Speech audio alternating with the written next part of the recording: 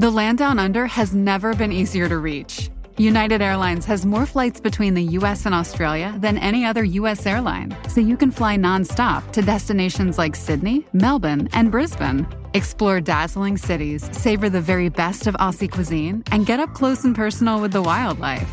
Who doesn't want to hold a koala? Go to united.com/Australia to book your adventure.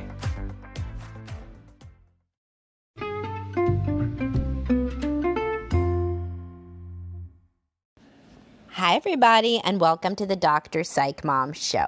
Today, I am going to talk about why your husband does not respond to physical affection changes, and the reason may be because it is still nowhere near the threshold for physical affection that would be what he wants. And before we get to that, I should tell you to subscribe. I have lots of subscriber episodes. The most recent one was what if you and your partner have different ideas about retirement and empty nester years. And if you want to learn about that, which is a fairly common issue that I see, and about 80 other episodes close to it at this point, then please do subscribe. So what we are going to be talking about is this idea that women have that if their husbands want more physical affection and they increase it by a little bit, and they don't see any concurrent increase in marital happiness overall, then they assume that the guy is just bullshitting and he's never happy. And the reason that this is inaccurate is my favorite analogy on this is what if you gave your kid penicillin to cure an ear infection and you just gave them like a quarter of the recommended dose. And then you were like, this is just a bunch of bullshit. Penicillin doesn't work. This is a conspiracy theory. No, it's not. You're just not giving any sort of, actual level that could possibly work. And this is really the same in terms of what I see. And here's an analogy that you might like more. What if you told your husband that you want him to be more romantic and he scheduled one date night per year, or one date night a month? Would you really think that that was cutting it? Probably not, or whatever your love language is. If it's acts of service and you want him to do more chores, what if he just did one more load of laundry and he said, well, look at her, she's never happy? You would be extremely frustrated because you would say whatever you're doing is not at any sort of level that it could possibly change our dynamic. So if you are in this situation and you think that you have disproven your husband's need or correlation between intimacy and happiness because you've tried to have sex with him one more time per week, that probably 10-minute encounter is really not going to do anything. And instead, it's kind of a very close-minded and cold approach to marriage. So marital transformation is difficult, and it's very hard to change a habituated pattern and dynamic. But they can be changed. Marriages can be changed. It's not going to be from incremental, grudging, tiny changes.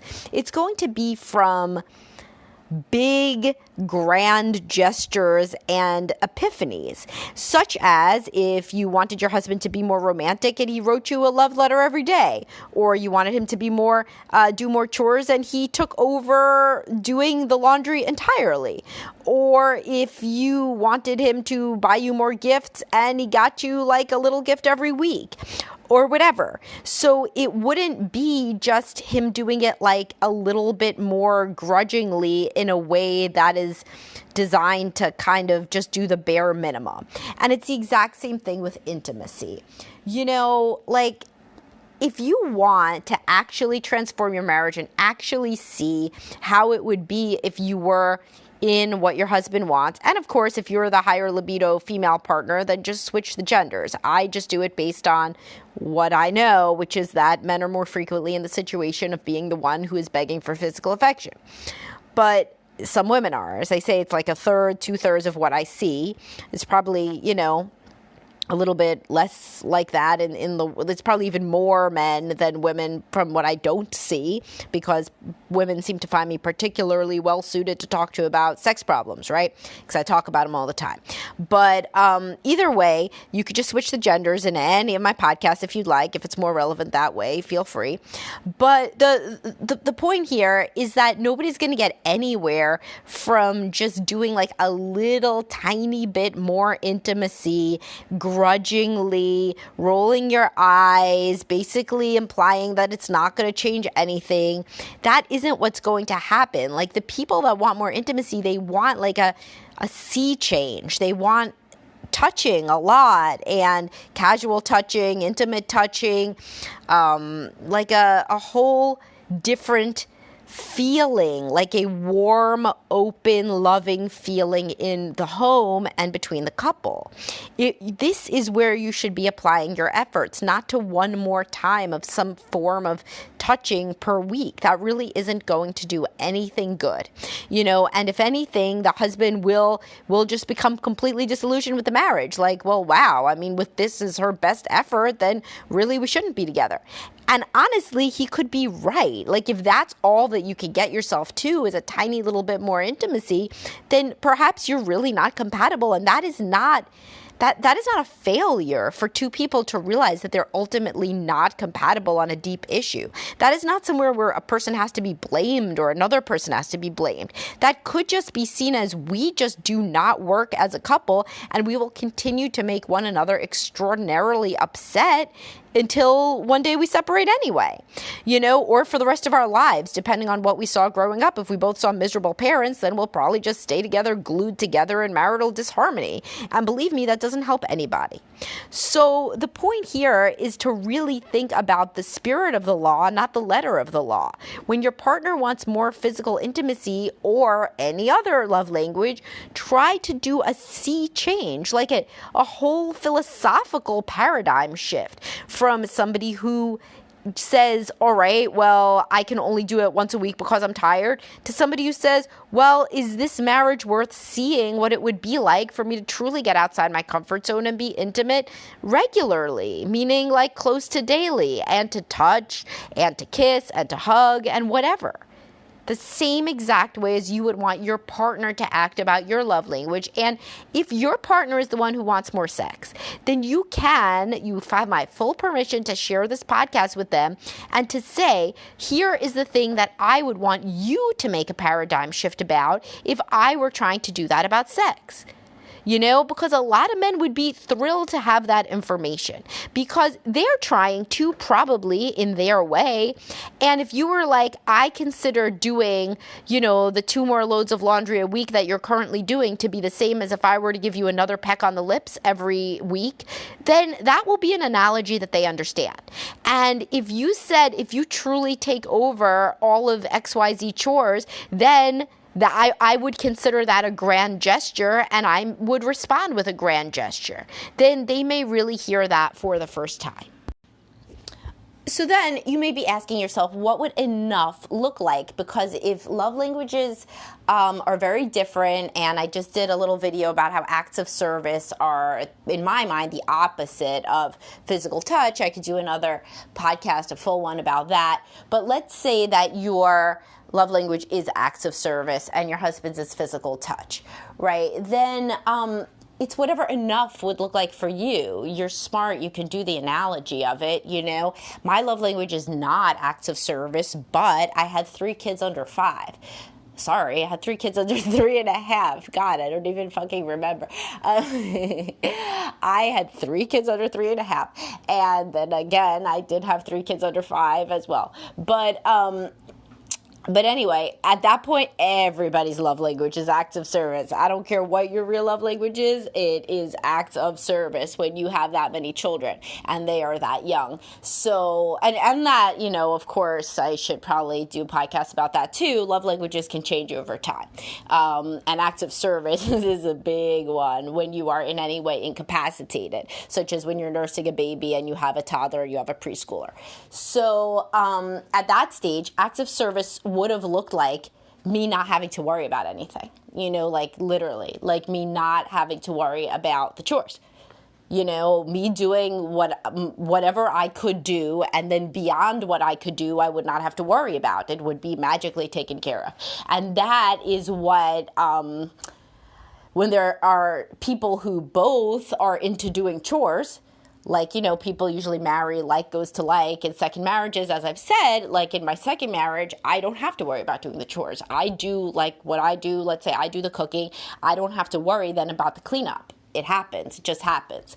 And so it looks like never having to think about it as a problem, which is possible. That's actually possible if somebody is doing, their half of the stuff or more when need be, and it just kind of flows. And that's what it would look like for physical touch. Like your husband, you may think that he's so obsessed with physical touch, nothing would be enough. I'm trying to make the point that, yes, something would be enough. I mean, the man's got a fucking job, right? I mean, like, he's probably 40-something. Do you think he could really have sex all day, every day? How would y'all have food on the table? I mean, let's be reasonable. Like, he also have other interests. You got kids. Like, it would literally probably look like daily touching and sex a few times a week where you look happy.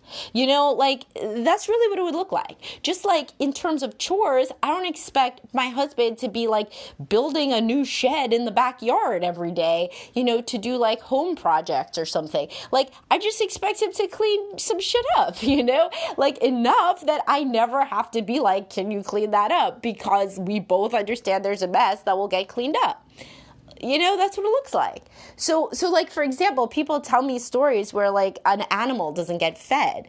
Like, if your pet isn't getting fed, how could it be enough? Why the animal would just get fed, like that's what it would be, like literally, like there isn't like a woman who wants her husband to take over feeding the dog, right? Like, you don't have to feed the dog 10 times a day. You don't have to cook him special food. You just gotta feed him the 2 times a day that she asks for, and then it will be enough. Now, there are obviously on both sides, there is the equivalent of people for whom nothing is enough, and those people have to work on themselves. So there are people with OCPD that are super anxious and rigid about chores, and no amount of you cleaning and organizing would ever be enough. And there's also sex addicts. There's also genuine sex addicts. Not like, oh my God, my husband's a sex addict, he wants sex twice a week. Not that. People who are watching porn multiple hours a day and are obsessed with sex, doing new things constantly, groping you constantly. And I mean, porn is the big one that can show you if it's a sex addict or not. Somebody who cannot go a day without porn is a sex addict.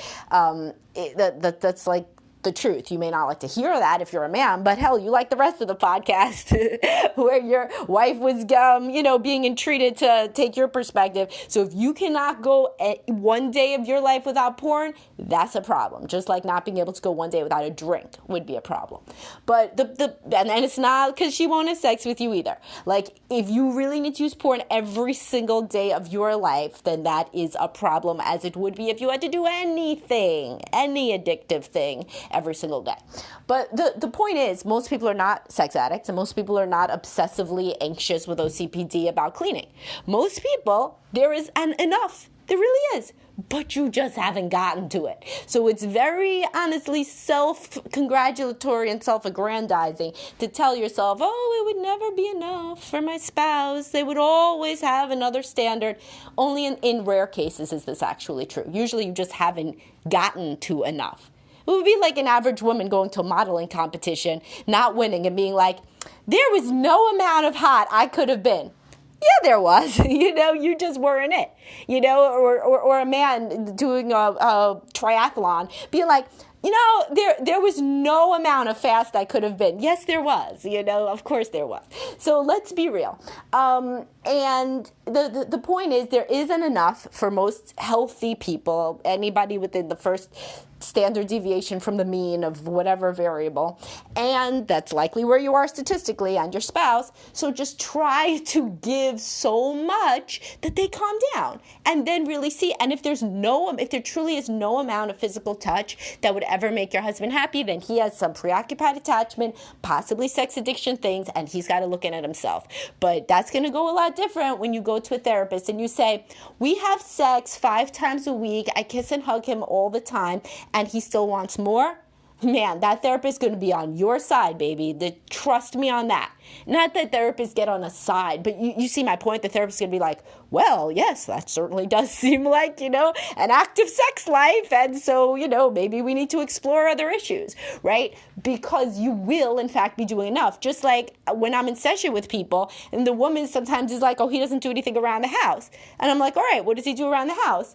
And they both say, oh, he does bedtime, bath time, cooking, cleaning. He picks them up from school. He drops them off. He does this. He does that. He does the other. I'm like, but he is doing stuff around the house. Sounds like he's doing more than you are. So it can't really be the issue, can it? And of course, it's always a deeper issue, often rooted in insecure attachment.